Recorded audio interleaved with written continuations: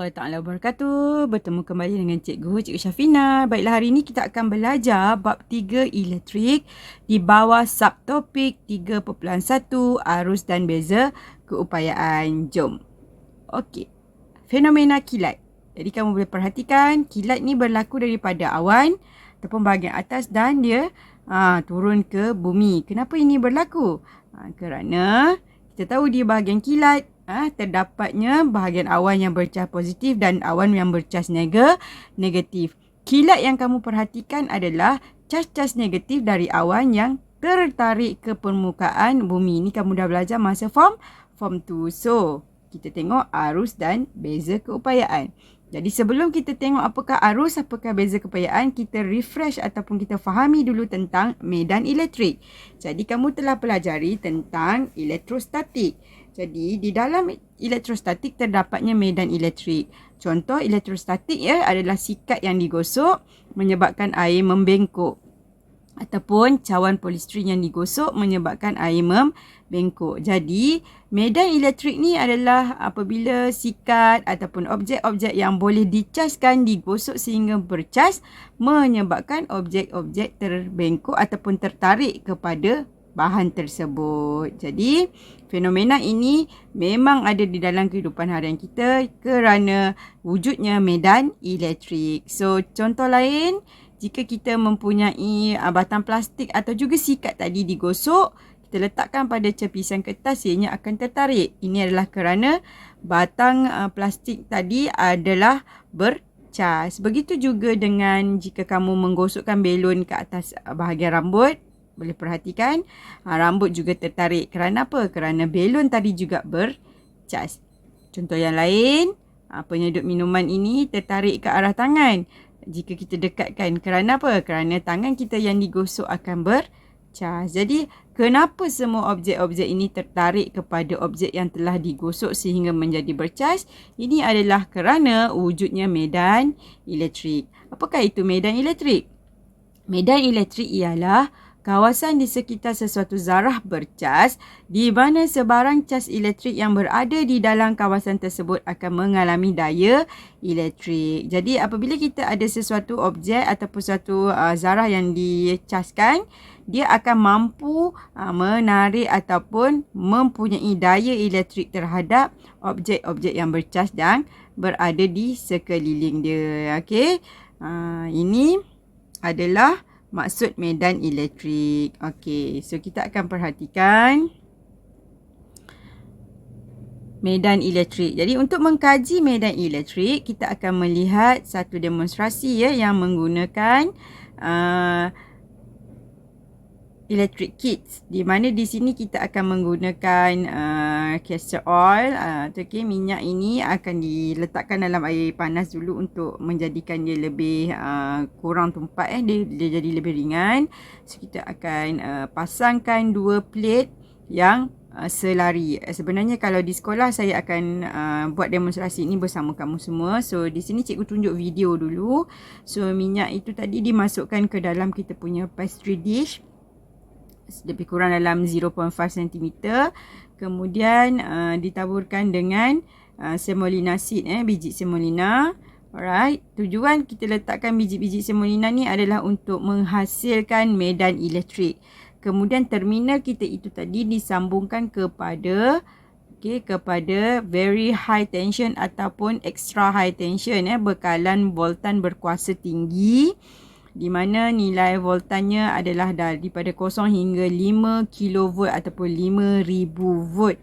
Jadi daripada situ terminal-terminal ini disambung kepada EHT ataupun VHT tadi, menyebabkan terminalnya bercas sangat positif dan sangat negatif. Oleh kerana dia mempunyai elektrik yang tinggi, maka dia akan boleh menghasilkan medan elektrik di mana semolina seed tadi akan tersusun dalam bentuk garisan. Jadi garisan yang kamu perhatikan ini adalah garisan medan elektrik. Alright.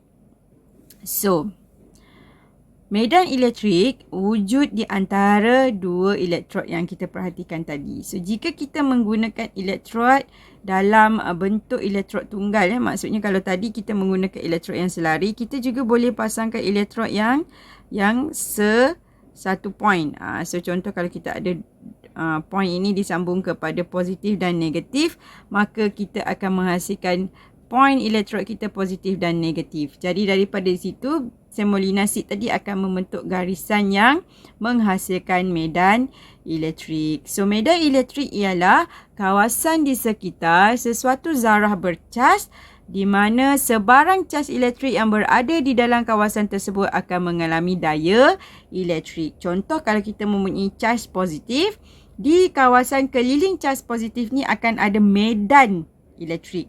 So, dalam medan elektrik ni, jika kita letakkan cas yang lain, dia akan menghasilkan daya elektrik. Sama ada daya tarikan ataupun daya tolakan. Alright, ini kita menggunakan sebut suji ataupun semolina seed tadi. Garisan-garisan itu akan memahami daya elektrik. So, kalau ianya adalah zarah bercas positif, garisan medannya adalah mengembang keluar di mana arah medan elektriknya adalah keluar.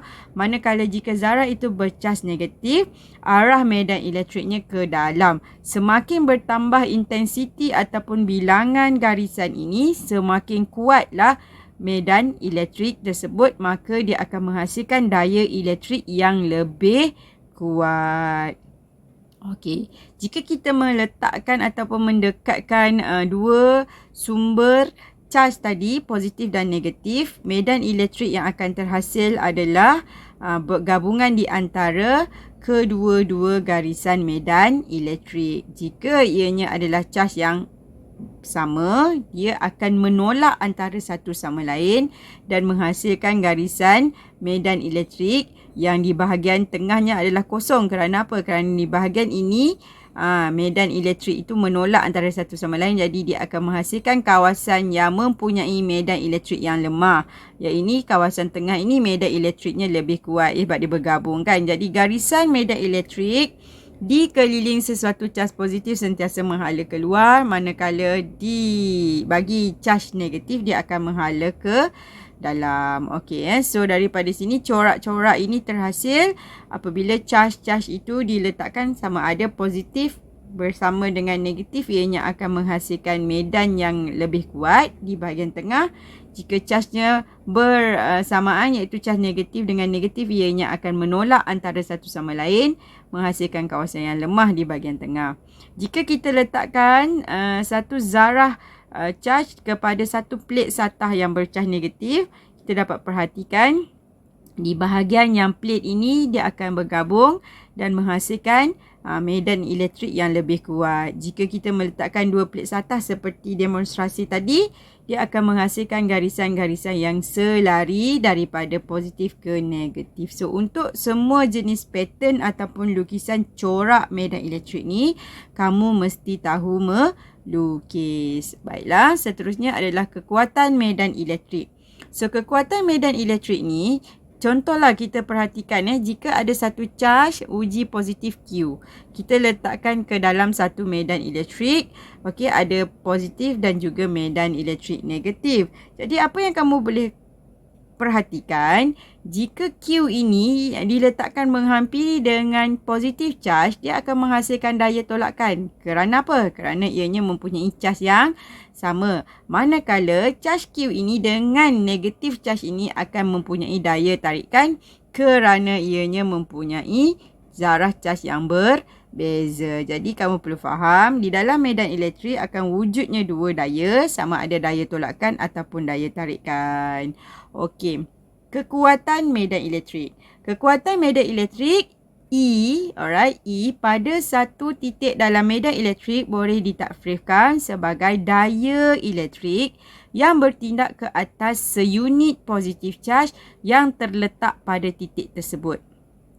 Okey, kekuatan medan elektrik E adalah daya elektrik. So, daya ialah air force. Okey, yang bertindak ke atas seunit charge positif. So, tadi kita bagi tahu charge positif kita Q. So, E equal to F over Q, di mana dayanya adalah kekuatan medan elektriknya adalah bersamaan daya dibahagikan dengan seunit charge positif yang terletak di dalam medan elektrik. So, E sama dengan F per Q, di mana unit bagi kekuatan medan elektrik ialah Newton per Coulomb. Okey, kita tahu force adalah Newton, charge adalah Coulomb. So, unit bagi kekuatan medan elektrik ialah Newton per Coulomb. So, kekuatan medan elektrik.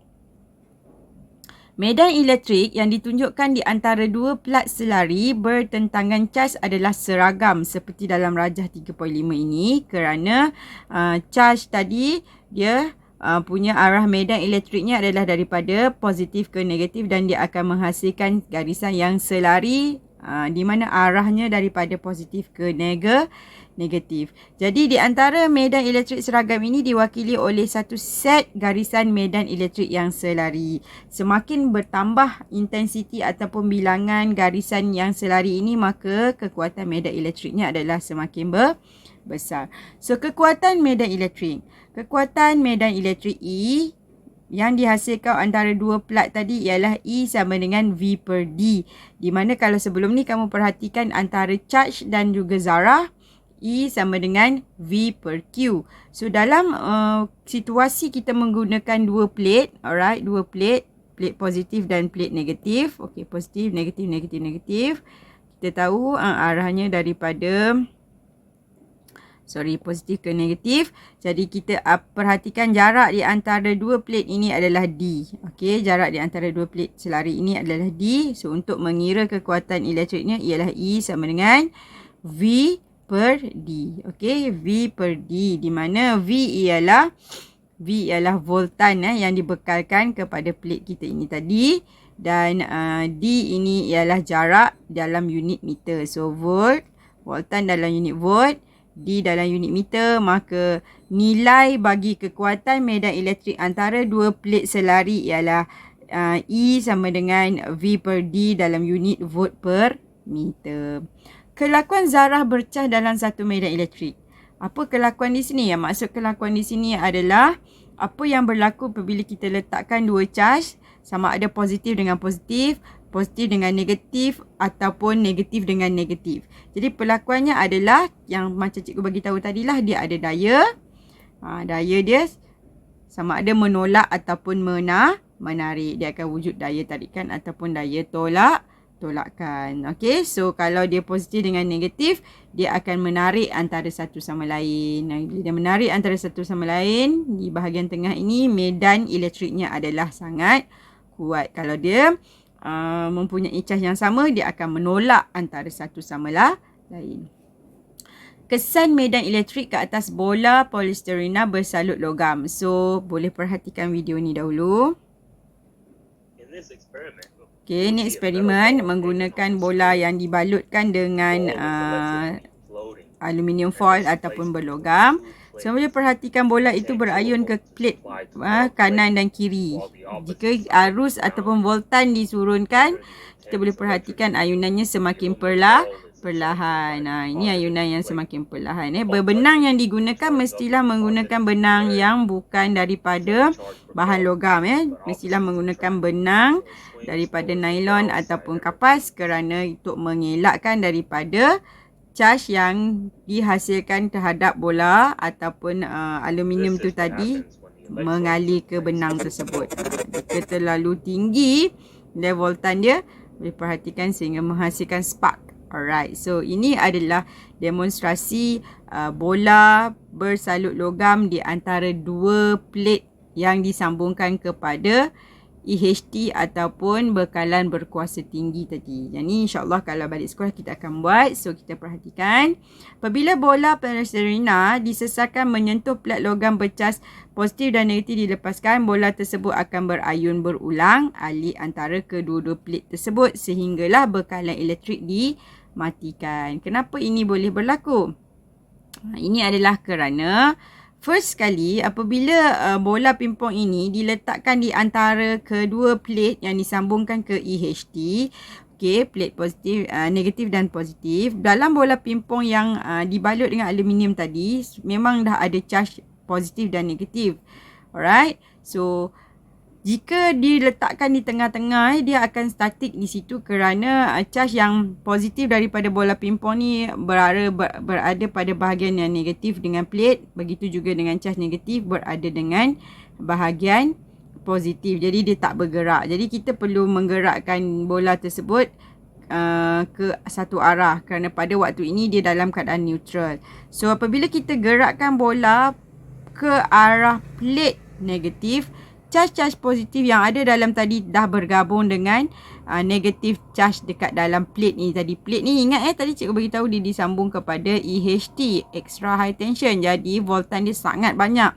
Jadi charge daripada bola pingpong itu tadi telah dineutraliskan dengan negatif charge, meninggalkan charge-charge yang dia jadi dinyah charge. Bola polistiren tu akan jadi bercharge negatif. Jadi bila dia bercharge negatif, charge dekat dalam coated ataupun bola pingpong bersalut tadi negatif, terminal ini juga negatif, maka dia akan menolak bola tersebut ke arah plate positif. So bila dia menolak bola tersebut ke arah plate positif semula, maka bila dia sampai ke bahagian plate positif, sebelum dia sampai, bola ni tadi akan ioniskan semula dengan molekul-molekul udara. Dia jadi balik neutral sebelum sampai ke plate ni.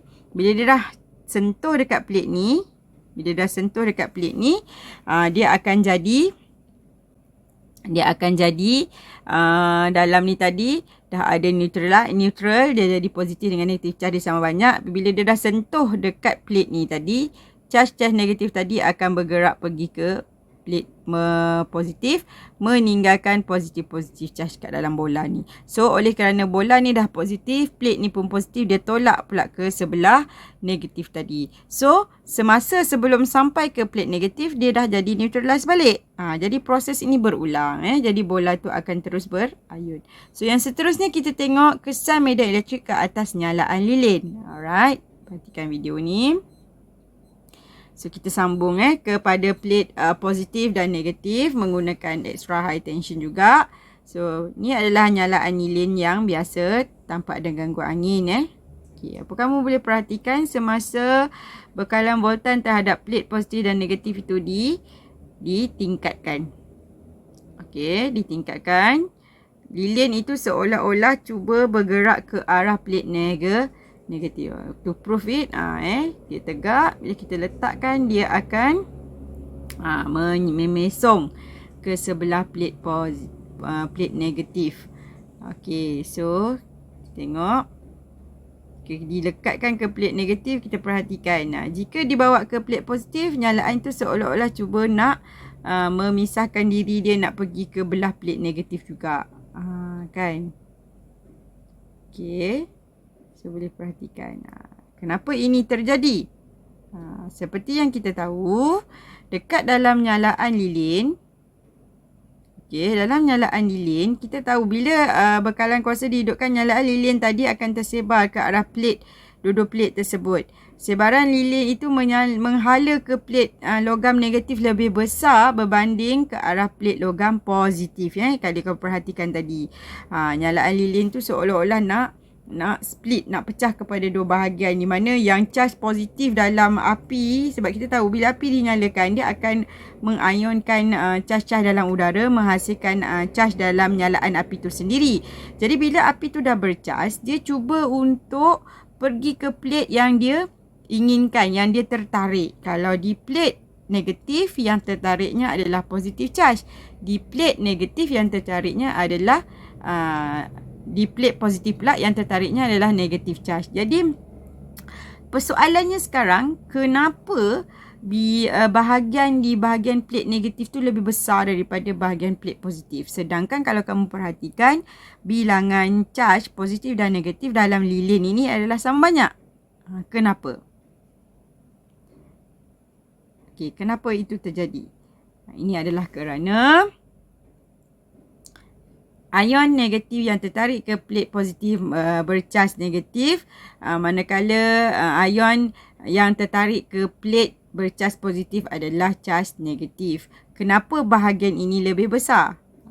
Kerana apa?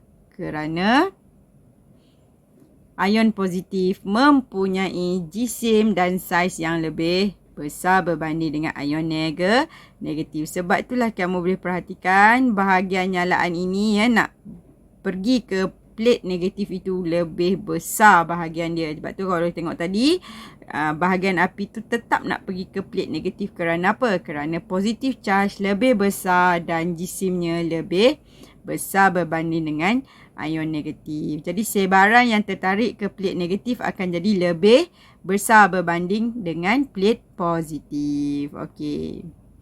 So, yang seterusnya adalah arus elektrik. Apakah itu arus elektrik? Seperti yang kamu tahu, jika kamu mempunyai sesuatu litar elektrik itu perlulah kamu sambung secara lengkap, barulah wujudnya arus elektrik. Kalau kamu ada sebiji bateri, adakah dah ada arus? Belum. Dalam bateri tersebut hanya ada charge. Jadi untuk menghasilkan arus, bateri itu kamu perlu sambung ke dalam satu litar yang lengkap. Bila dia jadi litar yang lengkap, charge dekat dalam bateri tu mula mengalir. Bila charge tu mula mengalir, barulah arus terhasil. Okey, apakah itu arus elektrik?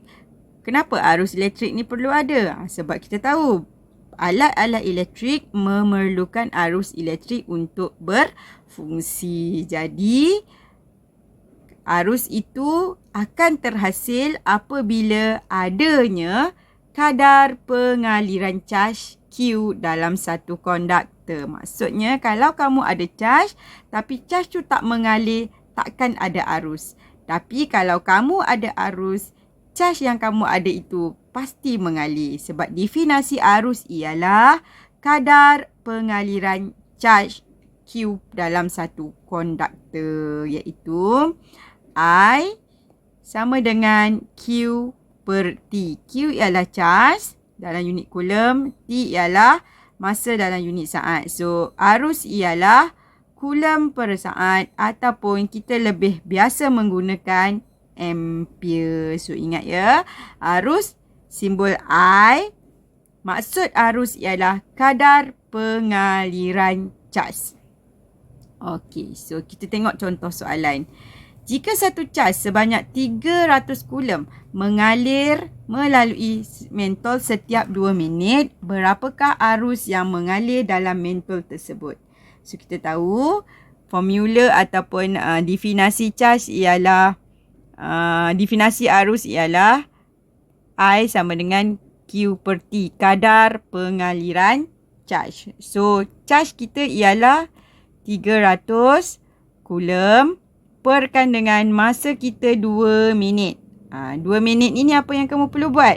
Kamu perlu buat tukar kepada saat. So, 2 minit darab dengan 60 saat. Jadi, jawapannya ialah 2.5 ampere. Ingat ya, masa jika diberi minit, jam, milisaat, kamu perlu tukar kepada saat. Baru kamu masukkan ke dalam persamaan. So, ini ialah nilai arus yang mengalir bagi 300 coulomb charge dalam masa 2 minit. So, soalan yang kedua. Kubah Van de Graaff yang telah dicas disambungkan dengan sebuah mikrometer. Jika bacaan mikrometer itu ialah 30 mikroampere. Mikroampere, berapakah jumlah charge yang mengalir melalui dawai penyambung dalam masa 5 saat. Jadi, masa yang diberi dalam unit saat, arus yang diberikan dalam unit 30 mikroampere. So, apa yang perlu kamu buat? Mikro ini kamu perlu tukarkan imbuhannya, iaitu 30 darab 10 kuasa. Mikro 10 kuasa berapa? Negatif 6 ampere. So, daripada situ barulah kamu boleh dapatkan nilai charge. Okey, berapakah jumlah charge? So, kamu tahu Q. Okey, daripada I sama dengan Q per T. So, Q sama dengan IT. So, Q sama dengan arus kita ialah 30 darab 10 kuasa negatif 6. So, masa kita ialah 5 saat. Jadi, kamu dapatlah dia punya Q ataupun charge dia ialah 1.5 darab 10 kuasa negatif 4 Coulomb. Ini adalah contoh soalannya. Okey, yang seterusnya contoh yang ketiga. Arus sebanyak 1.5 ampere mengalir melalui satu perintang dalam sebuah litar selama 15 saat.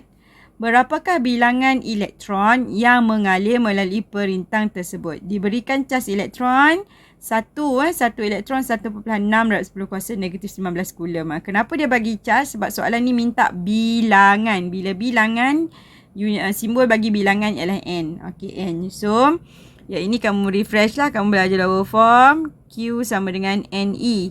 Okey, charge sama dengan bilangan elektron darabkan dengan charge untuk satu elektron iaitu 1.6. Yang kedua kamu belajar tadi Q sama dengan IT. Okey, I sama dengan Q per T, Q sama dengan IT. So daripada sini kita gabungkan. NE sama dengan IT. So kita nak cari N sama dengan IT per E. So N sama dengan, so arus yang diberikan ialah 1.5 ampere darabkan dengan masa. Masa yang diberikan adalah 15 saat. Bahagikan dengan E. Okey, berapakah nilai E? 1 elektron. Cas untuk 1 elektron ni E. 1.6 darab 10 kuasa negatif 19. So, Coulomb ya. So, daripada sini kamu dapatlah bilangan elektron ni ialah 1.406 darab 10 kuasa 26. Ada unit tak? Ada unit tak? Tak ada sebab bilangan. So, boleh nampak ya? Boleh faham? Okey, seterusnya. Ini adalah beberapa situasi. Ada dua situasi untuk kita menjana idea tentang beza keupayaan. Tadi kamu dah belajar apakah itu arus. Arus ialah kadar pengaliran caj. So, sekarang ni kita nak belajar apakah itu beza keupayaan. So, ini kita refresh sikit. Bab tekanan dalam cecair. Tekanan di titik P berbeza ke sama? Lebih besar ke lebih kecil? Tekanan di titik P lebih besar ke sama? Sama ke berbeza? Berbeza sebab kedalaman dia berbeza. Jadi kedalaman P dengan Q mana lebih dalam? P kan? So kedalaman di P lebih besar daripada di Q. So bila injap ini dibuka, air akan mengalir dari titik P pergi ke Q. So ini disebabkan oleh, kenapa air itu boleh mengalir? Sebab wujudnya perbezaan tekanan antara P dan Q. So, tenaga keupayaan graviti pada titik X. Ini bab tenaga keupayaan graviti. Titik X lebih besar ke lebih kecil daripada Y? X lebih besar daripada Y. So, apple akan jatuh dari titik X ke Y. Ini adalah disebabkan oleh apa? Oleh perbezaan tenaga keupayaan di antara kedua-dua titik tersebut. Kenapa cikgu bagi idea tu tadi? Tujuan dia kita nak jana idea tentang beza keupayaan di dalam medan elektrik. Seperti yang kamu pelajari dalam sains lower form, dalam medan elektrik kita ada terminal positif, terminal negatif dan juga terminal positif. So, kita perhatikan yang charge mengalir daripada terminal negatif ke terminal positif. Kenapa charge boleh mengalir daripada terminal negatif ke terminal positif? Kerana wujudnya perbezaan tenaga keupayaan. Di mana di terminal negatif dan juga terminal positif, beza keupayaannya adalah berbeza. Keupayaan elektrik di titik A adalah lebih tinggi daripada titik B. Maka elektron-elektron akan mengalir dari B pergi ke A untuk membuat kerja. Kerja apa yang dia nak buat? Kerja yang nak buat adalah untuk menyalakan mentol ni. Jadi, arus akan mengalir daripada A pergi B melalui mentol, mewujudkan pengaliran caj dalam konduktor litar tersebut. Sebelum merentasi mentol, elektron-elektron bergerak dengan tenaga yang tinggi. Kenapa dia ada tenaga yang tinggi? Kita tahu dalam bateri kita ada banyak elektron. Okey, di mana bateri kita ini ada terminal negatif dan positif. Jadi elektron-elektron ini di bahagian terminal ni tadi bila kita dah sambung menjadi satu litar yang lengkap, elektron dengan negatif terminal dia akan menarik ke menolak. Dia menolak. Jadi bila dia menolak, dia akan mempunyai tenaga yang tinggi untuk keluar daripada sini. So bila dia bergerak dengan tenaga yang tinggi, sampai saja dia merentasi mentol, penyusutan tenaga berlaku. Kenapa? Kerana dia telah gunakan tenaga yang dia bawa daripada bateri tadi untuk menyalakan mentol. Selepas merentasi mentol, penyusutan tenaga tadi, elektron tadi dah susut tenaga dia.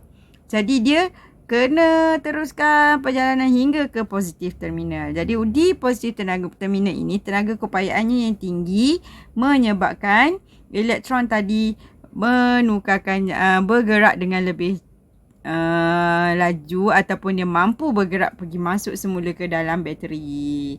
Kenapa berwujudnya kehilangan tenaga? Kerana tenaga elektrik yang dibawa oleh charge tadi telah ditukarkan menjadi tenaga cahaya dan juga tenaga haba untuk menyalakan mentol. Okey, beza keupayaan. Beza keupayaan, arus dapat mengalir dari satu titik ke titik yang lain di dalam litar kerana wujudnya beza keupayaan antara dua titik dalam litar tersebut. Alright, di mana ada beza keupayaan rendah dan beza keupayaan tinggi. Beza keupayaan V. Okey, simbol beza keupayaan adalah V. Di antara dua titik dalam satu medan elektrik ialah kerja yang dilakukan untuk menggerakkan satu coulomb charge di antara dua titik. Ini ialah definisi beza keupayaan. Kalau awak tengok yang tadi, okey, video yang slide yang tadi, dia adalah kerja yang dilakukan untuk menyalakan mentol ni tadi di antara dua titik, titik B dengan titik A. So kerja yang dilakukan untuk menggerakkan satu coulomb charge di antara dua titik di dalam litar elektrik. So, daripada sini definisi kerja yang dilakukan untuk menggerakkan satu coulomb charge di antara dua titik. Jadi, yang ini kamu perlu ingat. So, V ialah work per Q ataupun E per Q. Di mana V ialah beza keupayaan, W ialah kerja, Q ialah jumlah charge dan E ialah tenaga. Unit bagi beza keupayaan ialah volt ataupun joule per coulomb. Alright, manakala beza keupayaan ini adalah membawa maksud 1 volt bermaksud 1 joule tenaga yang digunakan untuk menggerakkan 1 coulomb charge di antara dua titik. Okey, contoh soalan. Apabila berlaku ribut petir selama 2 saat, 12.5 ampere arus terhasil. Beza keupayaannya ialah 5 darab 10 kuasa 5 kV. Alright, 10 kuasa 5 kV merentasi awan dan permukaan bumi. Tentukan jumlah charge yang terhasil. So, jumlah charge kita tahu Q sama dengan IT. So, arus yang terhasil adalah 12.5 ampere. Darabkan dengan masanya adalah 2 saat. So, kita dapatlah 25 ampere. Ini adalah 25 coulomb. Sorry. Ini adalah charge. So, 25 coulomb. 25 coulomb. Alright, 25 coulomb. So, jumlah tenaga yang dijanakan. So, kita nak cari E. Alright. E. So, daripada formula tadi kita tahu V ialah kerja yang dilakukan untuk menggerakkan satu coulomb charge. E per Q. So, daripada sini soalan ni nak E. So, E sama dengan V darab Q. So, V kita 5 darab 10 kuasa 5 kilo. So, kilo adalah 10 kuasa 3. Ingat pastikan tinggal volt saja. So, kilo tu gantikan dengan imbuhan dia. Darabkan dengan Q. Q awak dah dapat tadi kat atas. Soalan A 25. So, tenaga ataupun jumlah tenaga yang terhasil daripada kilat ini ialah berapa? 1.25 darab 10 kuasa 10 joule. Banyak tak banyak tenaga kilat? Banyak sebab tu kilat sangat berbahaya. Jadi, awak dah belajar hari ni dua benda. Yang pertama ialah arus, kadar pengaliran cas. Yang kedua kita belajar beza keupayaan ialah kerja yang dilakukan untuk menggerakkan satu coulomb charge di antara dua titik. Jadi, conclusion yang kita pelajari hari ini, pertama sekali, apakah itu medan elektrik. Yang kedua, awak belajar apakah itu arus. Yang ketiga, awak belajar apakah itu beza keupayaan. Jadi, cikgu harap kamu faham tentang bab arus dan beza keupayaan. So, sekian dulu untuk hari ini. Perjalanan 1000 batu bermula dengan hanya satu kaki yang melangkah. Kaki kamu yang melangkah, maka kamu akan berjalan sejauh yang mungkin. So, sebarang persoalan boleh tanya cikgu, boleh PM cikgu. Bila-bila masa insya-Allah cikgu akan jawab. Jadi kita jumpa lagi dalam kelas yang akan datang. Sekian, terima kasih. Assalamualaikum warahmatullahi taala wabarakatuh.